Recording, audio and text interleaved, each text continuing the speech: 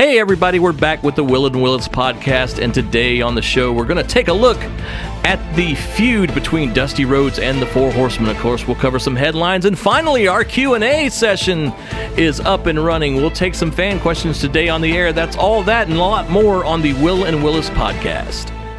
Spanning the globe for the latest information, the ins and outs, the ups and downs, and the behind-the-scenes story. In the world of pro wrestling, it's the Will and Willis Wrestling Podcast. And now, here are your hosts, Will and Willis. All right, welcome back to the Will and Willis Podcast. I am Jason Willis.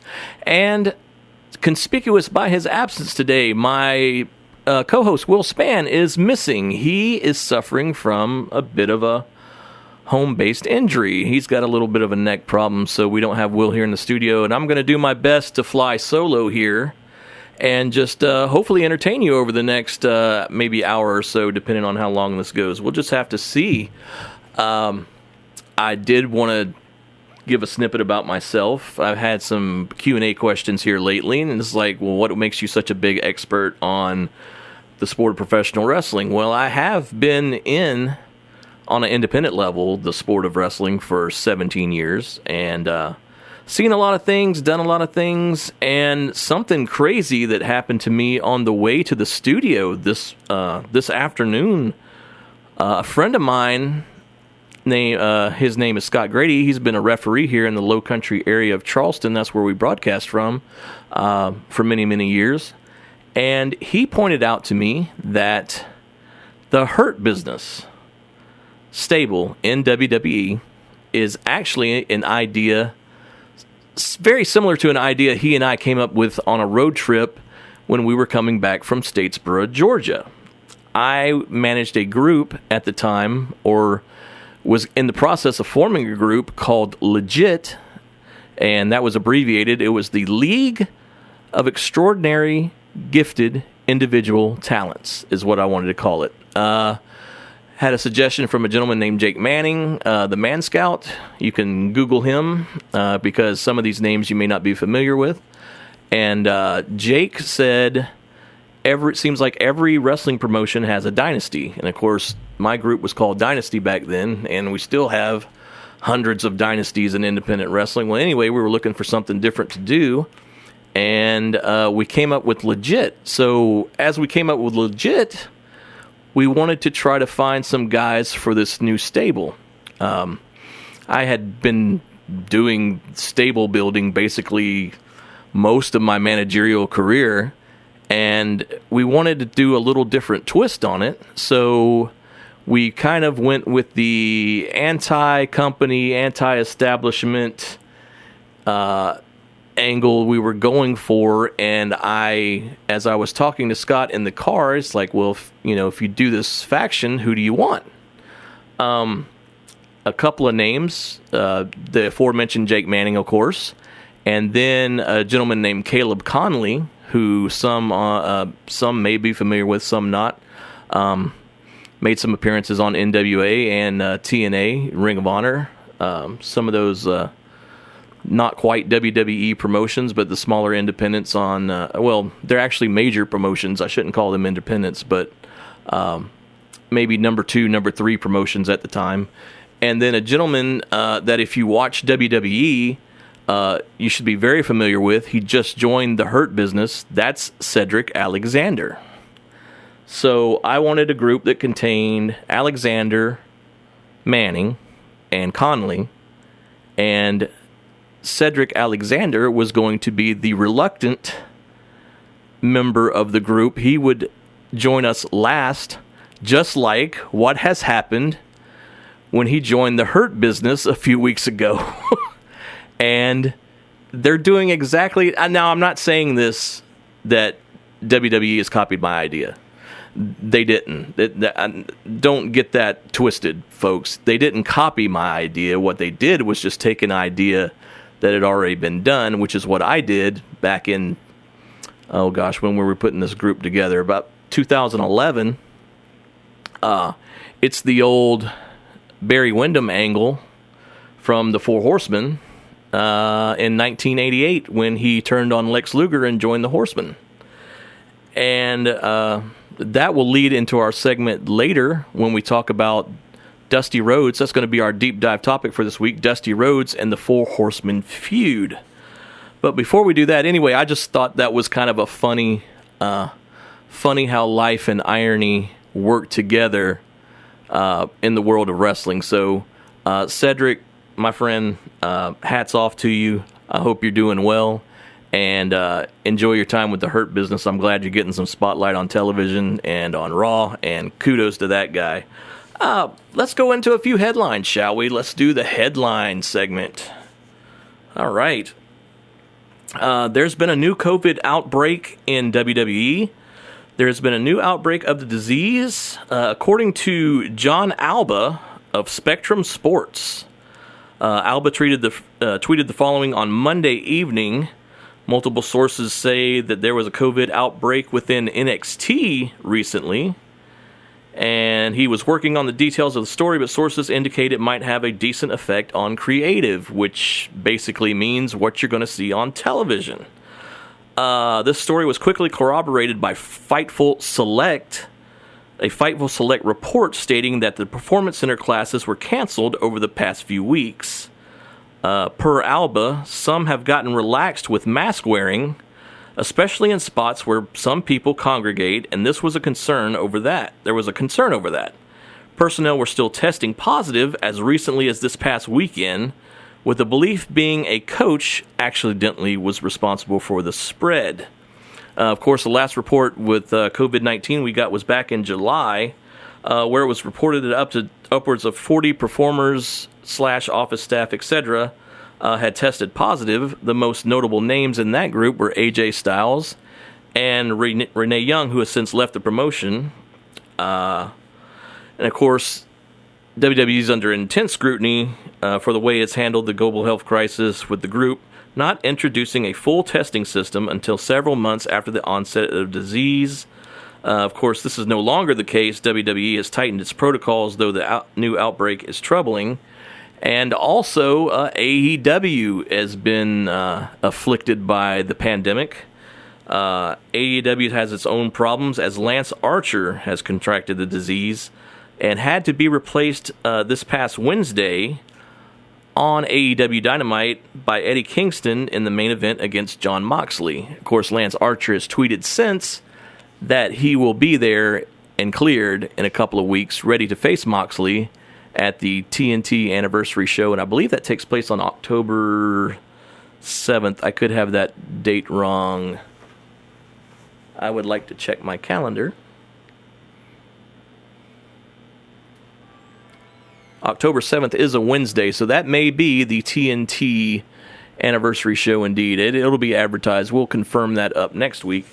Going back to the headlines, still in the headlines, our topic for last week was Retribution, and for weeks the group known as Retribution has lurked in the shadows, striking at their convenience, disrupting Monday Night Raw. But this week, the faction pulled back their hoods and had their first official WWE match, thanks to brand new contracts.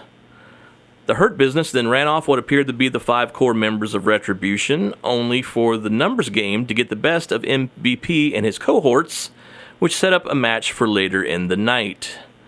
Backstage, the apparent leader of Retribution chided superstars like the Hurt Business for lining their pockets with WWE's money and just continuing to fall in line.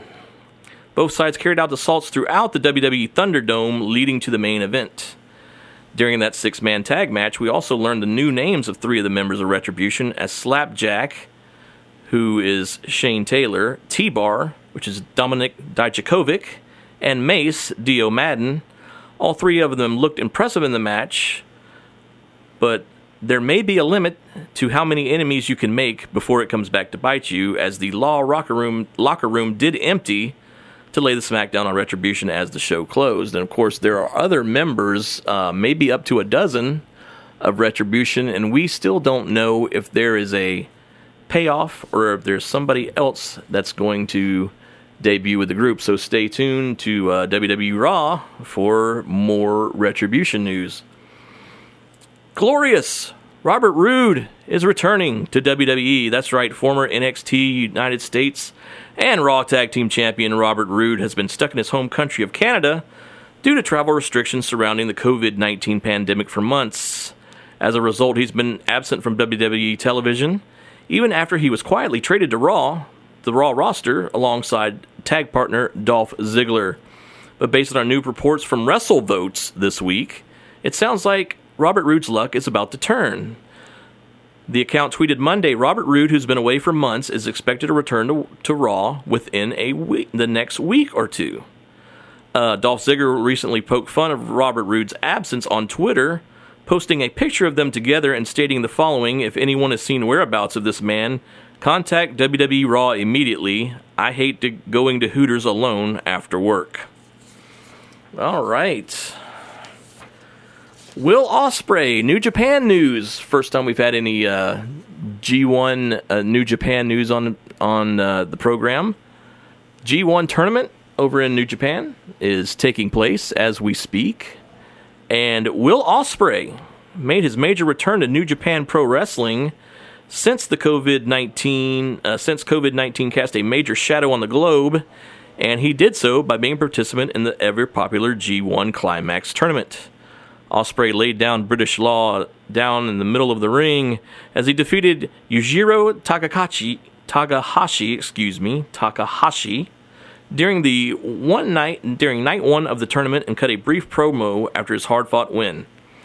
"I am the best wrestler in the world right now," a cocky Ospreay stated after admitting he was a bit nervous to return.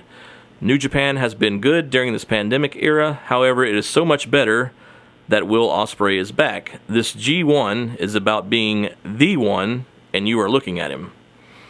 Until Saturday evening, Ospreay had not competed in New Japan Pro Wrestling since February 26th, and of course, that's right at the start of the beginning of the pandemic.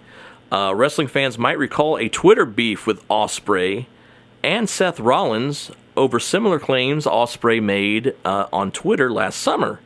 Of course, Rollins himself ended the beef, apologizing for his comments that he made concerning his and Ospreay's bank accounts. Seth Rollins basically said, "The guy that makes the most money is the best wrestler, more or less." All right, that's going to do it for headlines this week. So,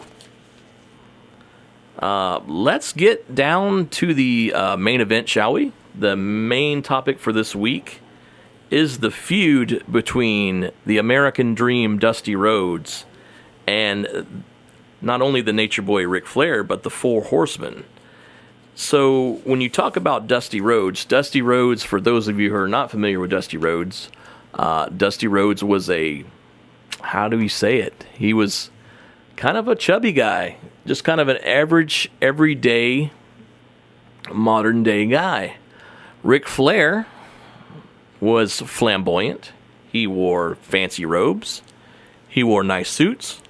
He wore alligator shoes. He wore Rolexes. Traveled in limousines, etc., etc., etc. So, wheeling, dealing, jet flying, son of a gun, Ric Flair. So there it was. I totally messed up that quote, but sorry about that, Nate.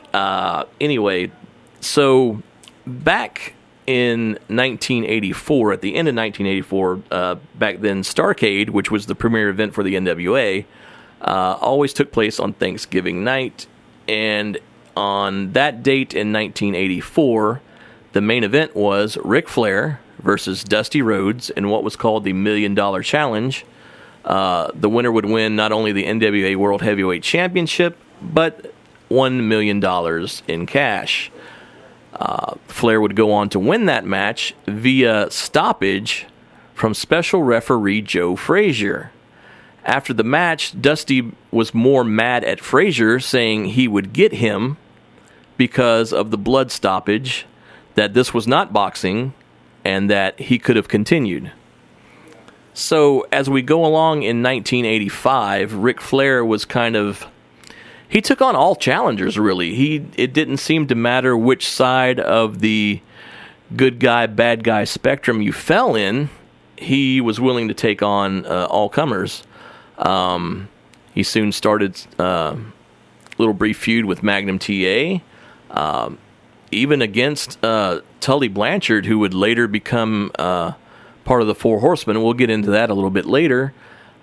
So Ric Flair was taking them all on, but by the summer, there was a brand new threat, not only to the NWA, but, to wrestling fans that were afraid of the Cold War. The Russian menace was invading Mid-Atlantic Championship Wrestling, specifically the NWA and Jim Crockett Promotions, in the form of Ivan Koloff, his nephew Nikita Koloff, and Crusher Khrushchev. Nikita suddenly made his way up the ranks, challenged Ric Flair. They beat him down on television. Nikita's getting title shots. And on one particular occasion, Ric Flair got jumped by the Russians and was helped out by none other than Dusty Rhodes. Flair really didn't seem super appreciative. He basically told Rhodes, "Stay out of my business." Rhodes would reply, "I would do anything for you, kid, even take your world title." So there was a begrudging respect, but some of that old bad blood still remained. Dusty was feuding with the Anderson brothers and Tully Blanchard himself also during this year. So for once, Flair and Dusty Rhodes had some common enemies. Now, Flair would continue to wrestle Nikita throughout the summer, the Great American Bash Tour, and they would trade countouts, disqualifications, but Flair would finally get a clean win over Nikita. And September 9th, 1985, in the Omni in Atlanta, things would change forever.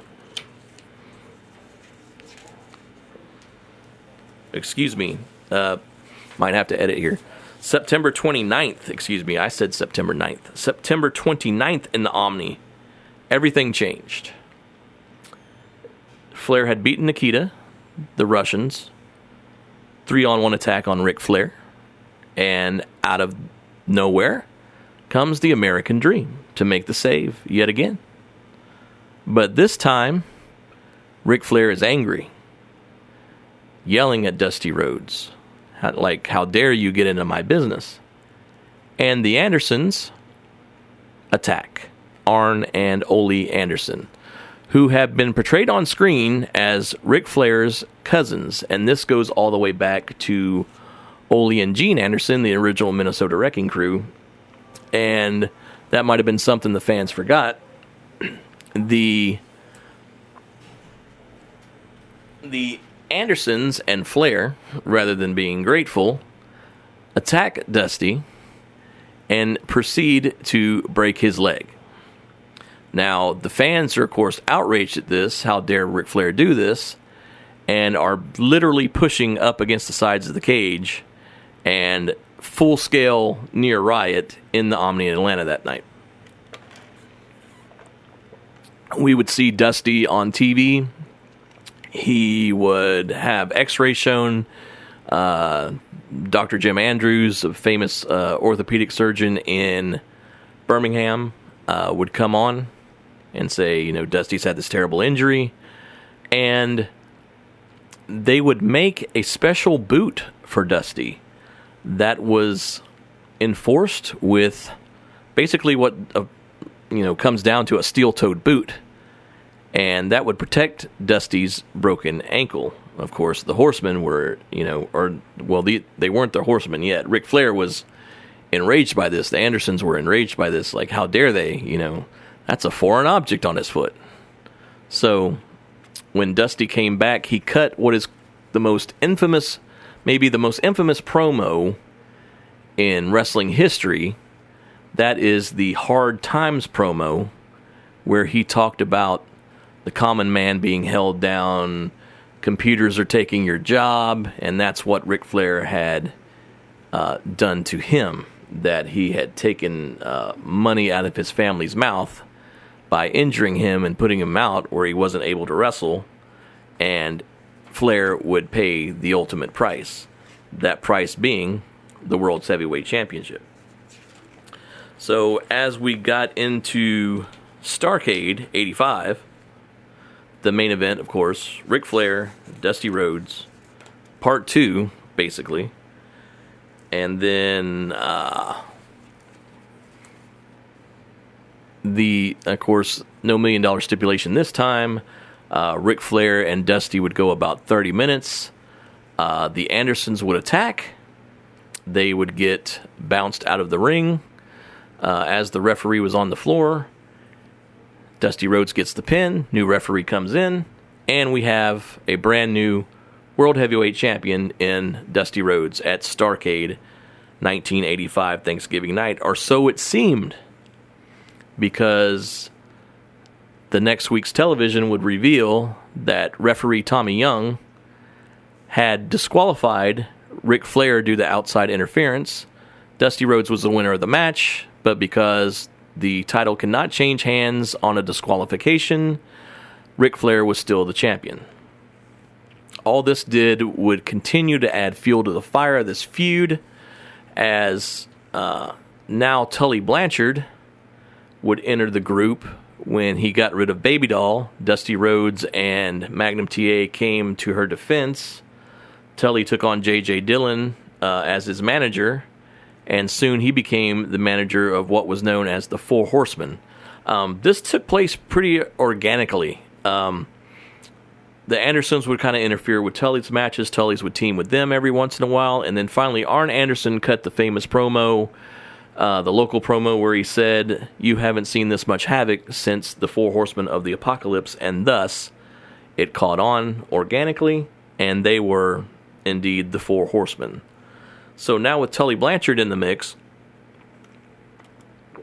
that led into the Great American Bash Tour of 1986. Flair and Dusty would go at it, and the storyline, basically, or what was going on, is Ric Flair was going to defend the title 14 times in 30 days. So, with Dusty got the shot on July 26th, the story was that Ric Flair had been beaten, exhausted by all of these challengers, and thus was vulnerable to be beaten by Dusty Rhodes inside the steel cage. And he was defeated. This time, no controversy. Dusty Rhodes, now 3-time NWA World Heavyweight Champion. He won the title July 26th of 1986. And unfortunately lost it back to Ric Flair. Unfortunately for Dusty Rhodes, that is. Lost it back to Ric Flair on August 9th in St. Louis. 2 days prior, Tully Blanchard, after a title defense, or after Dusty's title defense against Ric Flair, Tully Blanchard, fellow Horseman, came in and attacked the already previously injured ankle of Dusty Rhodes, which left Rhodes vulnerable for the figure 4 leg lock on August 9th, and Dusty Rhodes passed out from the pain, and his shoulders were pinned 1, 2, 3. This would lead to Dusty putting Flair aside and now feuding nearly exclusively. Well, he was feuding with the entire Four Horsemen, but he put his focus on Blanchard. And they traded the NWA television title back and forth. Dusty Rhodes, as revenge for losing his NWA world title, would wrestle Tully and attack his leg and injure it, resulting in an injury for Tully Blanchard, to which the Four Horsemen responded with maybe an even more famous attack than the one in the Omni, as manager J.J. Dillon hired a cameraman to film the events and was talking to him in the back, telling him to just be quiet and film and do your job. They tracked down Dusty Rhodes to the parking lot of the Crockett Studios, where they taped their television, and attacked, breaking the arm of Dusty Rhodes by hog-tying his arms to the back of a truck and using a baseball bat in retaliation for Blanchard's injury. Of course, this would also lead to another retaliation. Unfortunately, Magnum TA, longtime Dusty Rhodes tag team partner and former United States champion, would suffer a terrible car accident, which would leave him partially paralyzed. And so Dusty needed allies. He found a replacement in none other, ironically, than Nikita Koloff. Koloff stating he had much respect for Magnum. He heard about his accident. It caused a change of heart. And inside of a steel cage, Nikita teamed with Dusty to take on Ole Anderson and J.J. Dillon, who was replacing the injured Tully Blanchard. And J.J. got the snot kicked out of him. I mean, I don't know any other way to say it. They held J.J. Dusty would come off the ropes with the cast. The cast busted his face. He came out on television. His eyes are black and blue. Now we have a problem with J.J. and more specifically, Tully wants revenge for injuring his leg. This led to Starrcade 86, Night of the Skywalkers, Thanksgiving night 1986, and the first blood match between Dusty and Tully Blanchard. Tully actually bled first. Of course, the referee is knocked down. Doesn't see the blood. J.J. Dillon uses a towel and some Vaseline to seal up Tully's cut. Can't see the blood on Blanchard. Tully busts Dusty Rhodes wide open with, it was either quarters or brass knuckles. I know at one point Tully was using quarters, a roll of quarters to bust people open and knock them out. And Dusty Rhodes bled. The referee saw it, and you've got a new NWA World Television Champion in Tully Blanchard. I would be remiss to not mention during the bashes a concept that Dusty Rhodes came up with called War Games. War Games was a 5-on-5 cage match, double ring cage match, and it was very unique at the time. And 2 men would enter first, wrestle for 5 minutes, and then a corresponding member of one team would come in via coin flip. So there would be at times where you would have a 2-on-1 advantage for a few minutes, and then another team, another person on the other side would come in, even things up. So you were trying to always get that man advantage. And then, of course, when everybody was in the ring, the only way to win was by pinfall or submission. And these were brutal, bloody affairs. J.J. Dillon got his arm broken in the very first one after he took the Doomsday Device clothesline from the Road Warriors, landed right on his shoulder, and broke his shoulder. So the injuries were definitely mounting up. And in, let's see, I'm trying to go carry this through. So in 1987, now that we're past 86, 87, there was a new associate to the Four Horsemen. Lex Luger had come to Crockett Promotions from Florida Championship Wrestling. A big, muscular man, probably one of the best bodies that had ever been in the business. And he came and he said, basically, the Four Horsemen are where it's at. That's where I want to be.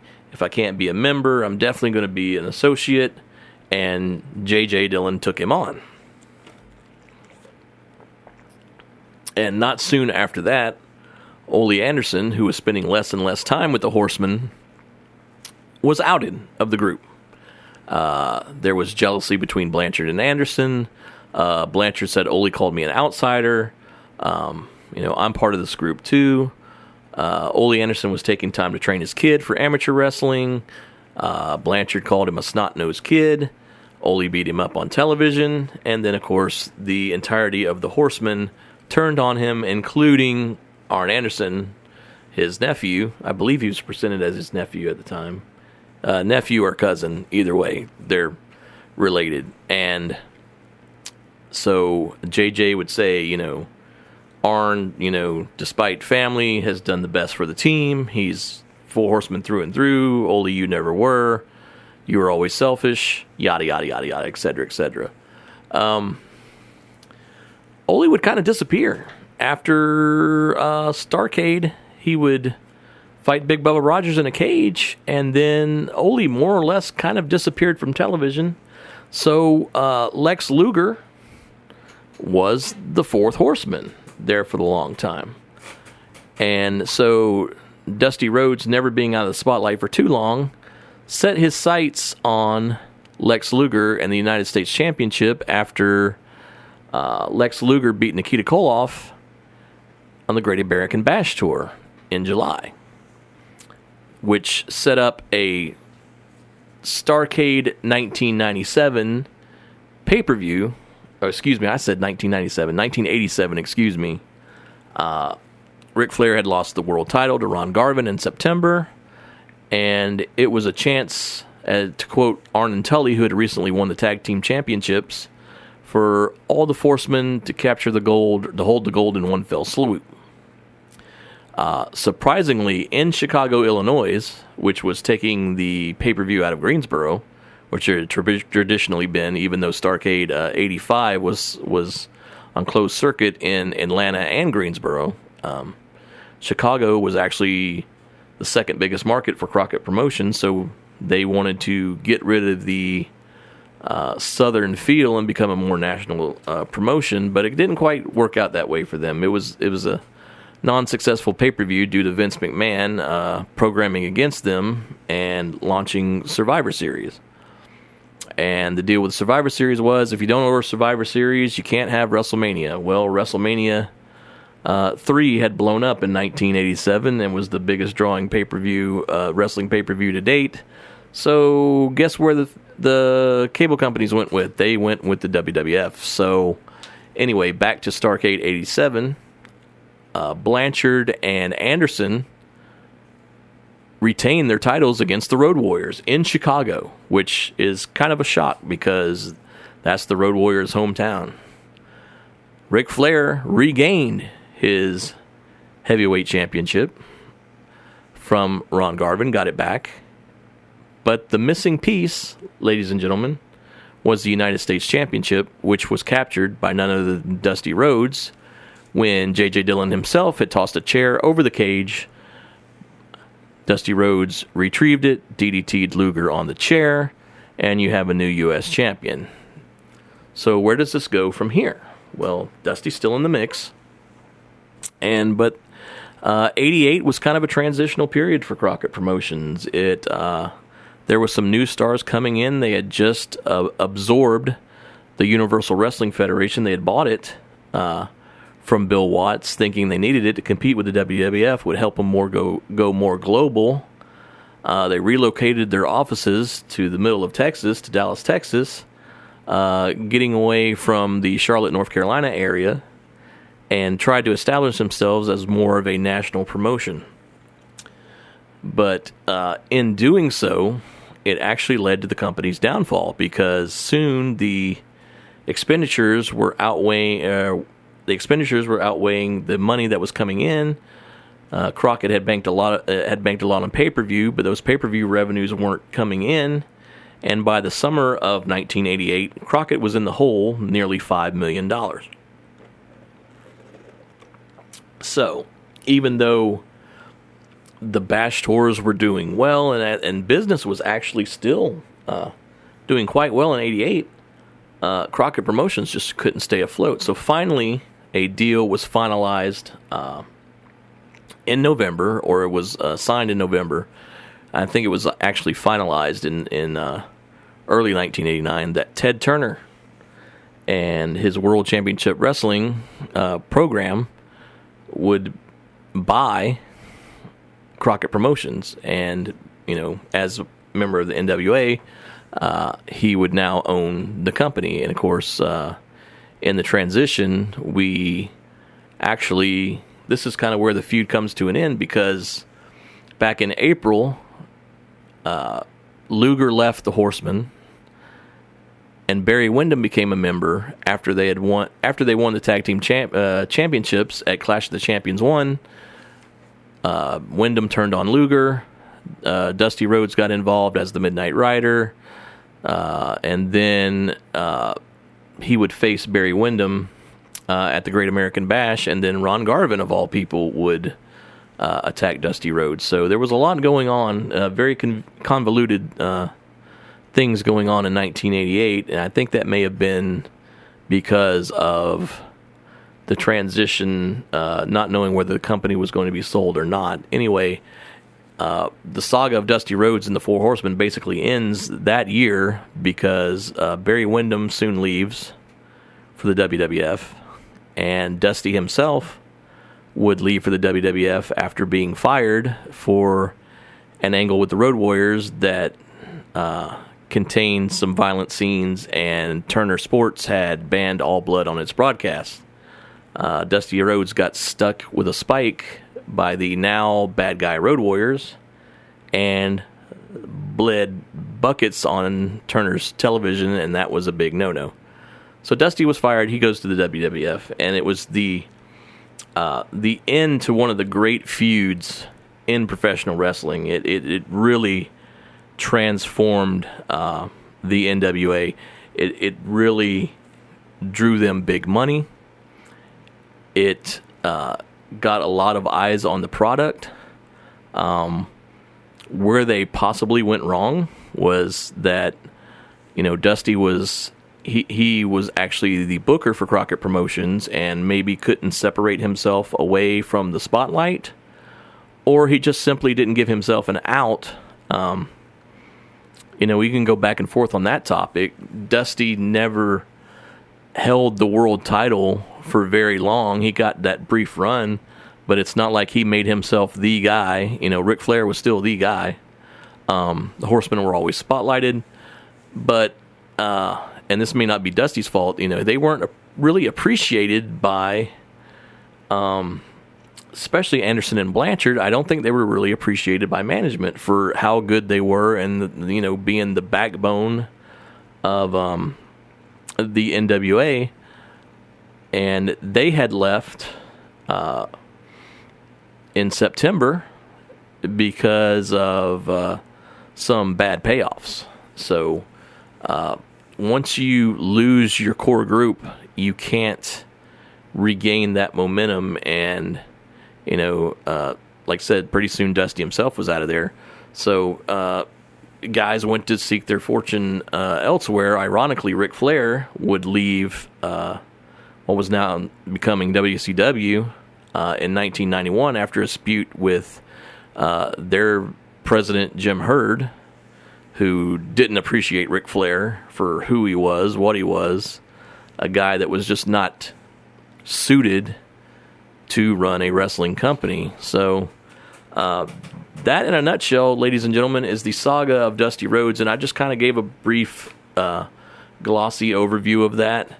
Go to the WWE Network and watch those matches. Go to there's some things on YouTube. The Dusty Rhodes attack on Tully is on YouTube. The attack where Dusty Rhodes' arm gets broken is on there. So the material is out there, and I tell you, it was one of the big things that made me a wrestling fan. As I sat there and watched as a 13-year-old child or teenager on television, Dusty Rhodes getting attacked was shocking. Getting his arm broke was shocking.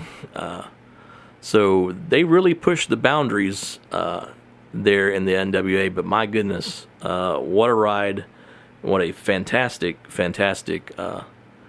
program that was. And it was a hot feud. And believe me, it made me a wrestling fan. So as we wrap up today, we want to get into the Q&A part.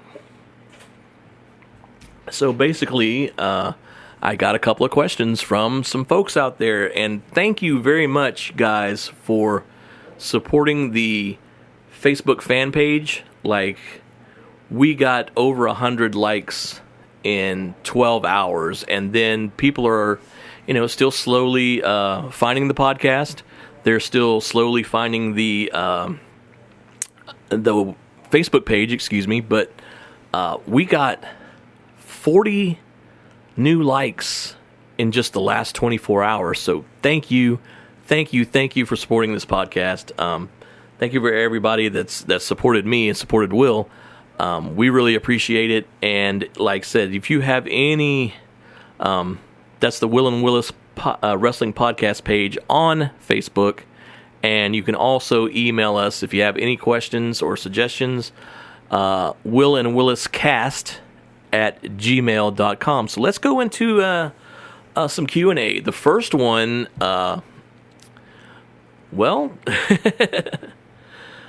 C. Cole at yahoo.com. Hey, I really enjoy the podcast, but I don't understand what makes you guys such experts on pro wrestling. You haven't really introduced yourselves. Well, okay. I want to save a little bit for some future episodes, but I can't speak for Will necessarily. He may have other experience. I know I met Will in 2003. He was an announcer for a wrestling outfit here that was in Charleston called Carolina Pro Wrestling, which eventually became Carolina Pro Wrestling Association, because we couldn't use the call letter CPW. But Will was an announcer and a commentator for that promotion, and that's how I met Will.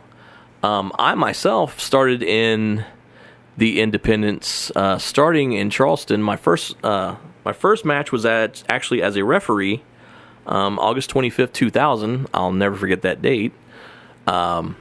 In the Mount Pleasant National Guard Armory for a promotion called the EWF. So since 2000, I've been associated with independent promotions throughout the Southeast up until 2018. When I retired, I actually opened a comic book store, which was another hobby of mine, and kind of dropped off the radar, and had thought about doing something with wrestling, possibly making a comeback or something when, of course, the pandemic has hit, and now I'm kind of on the shelf until 2021. So, I'll keep going with this podcast. If I do anything future, of course, in wrestling, I'll be sure to let everybody know. But thanks for that question. The other one that I got was a friend of mine named Stephen P.J. Jones. He asked me if you had to pick 10 current wrestlers to do a new season of Legends House, which was on the WWE Network, what 10 would you pick? Now, I actually got this question on Wednesday, and this one took some thought, so maybe I've cheated a little bit, but I think I have it somewhat figured out, Stephen. I thought about, if anybody's familiar with Legends House, I'll kind of tell you what it is. If you're familiar with the reality show Big Brother, it's basically where they put a bunch of people or strangers in the house, and then there's a contest, and I guess the last one that doesn't want to leave is the winner. Well, they kind of did a similar concept with Legends House in WWE a few years ago. So a new Legends House. I said definitely. I would definitely put Shane and Stephanie McMahon in there. I would put Ronda Rousey and her husband Travis in there. I would put Ric Flair and Hulk Hogan in there. So that's 6. I would put Bret Hart and Shawn Michaels in there. That's 8. I'm trying to draw up some potential conflict because you got to have some conflict, got to have some drama for a television show. And then the next 2, I'm trying to remember who I thought of. Oh my gosh, I got it to 8, and now I'm stuck on the last 2. Probably Randy Orton, just because he's been around so long. He's been around now for 20 years in WWE. Made his debut in 2000. 3, but he was in OVW before that. So anyway, nearly 20 years of Randy Orton. Would have to put him in there, and then probably just because he's my friend Jay's favorite wrestler, I would probably put Mark Henry in there. Yeah, that's kind of an interesting mix of folks. Of course, Brett and Shawn, I would wonder if old animosities would flare up like with Ric Flair. Yeah, didn't mean to use that pun there, but some old animosities maybe with Hogan and Flair. Though Hulk Hogan, I think, and Ric Flair have pretty much patched up any differences they may or may not have had.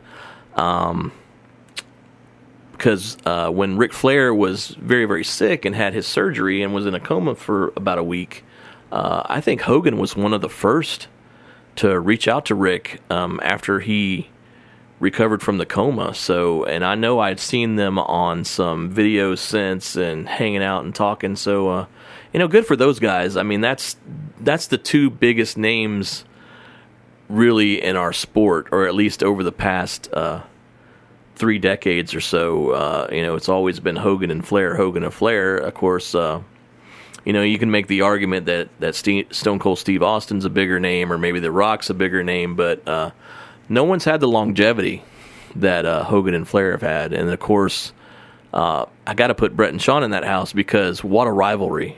I mean, a rivalry in the ring spilled over to real life. Of course, the Montreal Screwjob, where Vince McMahon had to take the title off Brett.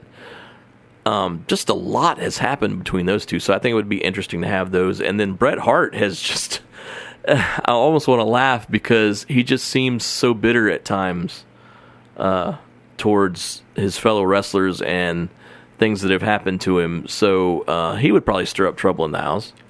I would like to have Stephanie and Ronda in there, just to have a couple of ladies. I know they've feuded on television. They might be friends outside of the ring. I don't know. I don't know if there would be any tension in there. Stephanie and Shane being brother and sister, they've had their own conflicts throughout the years, not just on television, but maybe personally. I can see where siblings might not always get along. So, you're making a show, basically to get eyes on the product, and you want the best, biggest viewing audience you can. So there you go. There's my 10, Steven. I hope I've explained myself very well. And I just love Mark Henry. If Mark Henry could do one scene where he's in that peach suit that he wore when he teased his retirement and attacked John Cena, that would be beautiful. So, excuse me. I've been trying to drink my water here, and I'm kind of losing my voice this week. So, there it is.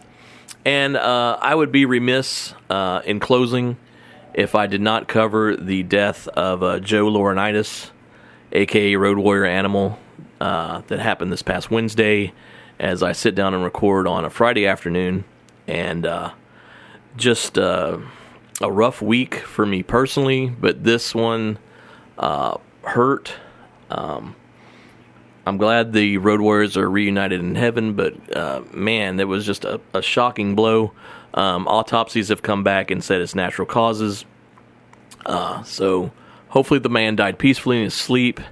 And, kudos to his, I'd say kudos, but, our best wishes to his family, all of his friends, and of course the wrestling fans around the world that grew up watching the Warriors and watching Animal's later career after Hawk passed.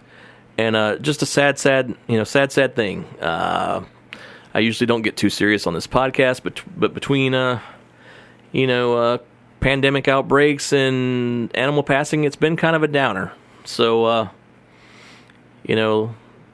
gosh, let's all say a tearful goodbye, and then we'll move forward, and hopefully things will get a little bit better.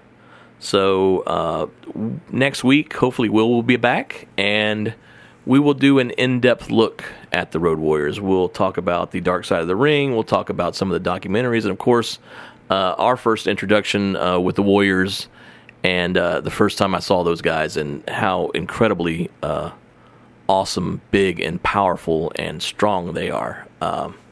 was just amazing time to be a pro wrestling fan in the 80s. And the Road Warriors were awesome. The greatest tag team in the world, as far as I'm concerned, that ever was. So, Animal, will miss you, and Godspeed. And that's going to do it for the Will and Willis podcast. Hope you've enjoyed me flying solo this week. We'll try to get Will back in here next week, and once again, we'll take a special look at the Road Warriors. We'll do some news, some Q&A stuff, and all kind of fun stuff like that. Hopefully, we'll be back to a more positive deal next week. So, friends, family, everyone, from all of us here at the podcast, the Chameleons Studios here in Hanahan, our producer Sean Dolby, myself, and Will Spann, who's not with us this week. I'd like to say take care and have a great week. Thanks, everybody.